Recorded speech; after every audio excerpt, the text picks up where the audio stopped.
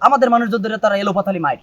পায়রা তাপবিদ্যুৎ কেন্দ্রের যেই সিন্ডিকেট আছে তারা মূলত হচ্ছে স্থানীয় যেই বাহিনী আছে তাদের দিয়ে মূলত হচ্ছে আমাদের যেই কমিটির যারা লোকজন আছে তাদের উপর অতর্কিত হামলা। 24 পরবর্তী সময় যদি একটা শ্রমিক তার ন্যায্য অধিকার আদায় করতে গিয়ে যদি আজকে তাদের এই রকমের একটা পরিস্থিতির শিকার হইতে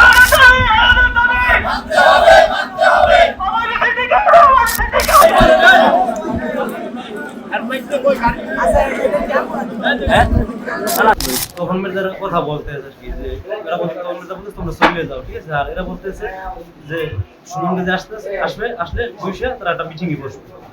তারপর এখন গভর্নমেন্ট বারবার এই কথা বলতেছে যে কোনো না গেলে পোলাপানি তোমাদের মাইদের করবে।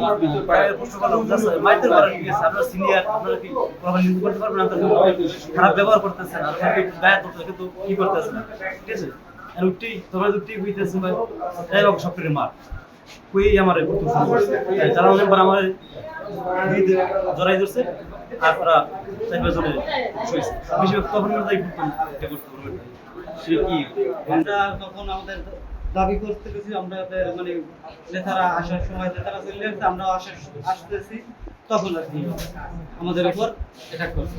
প্রশাসন যাওয়ার পর তাদেরকে আমরা বারবার বলছি যে আমরা কোনো প্রকার বিশৃঙ্খলা করব না, এখানে আমরা আমাদের পেপার সাবমিট করবো, তারা হচ্ছে আমাদের কাজ দিবে। তো আমাদেরকে কলাপাড়ার ওসি সে হচ্ছে বারবার বলছে যে আপনারা কোনো প্রকার ঝামেলা করেন, আমরা একটা সমাধান করবো।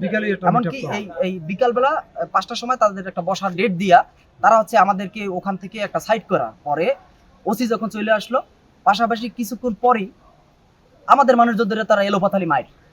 আমি সেখান থেকে কিছু লোক আমি সেভ করছি।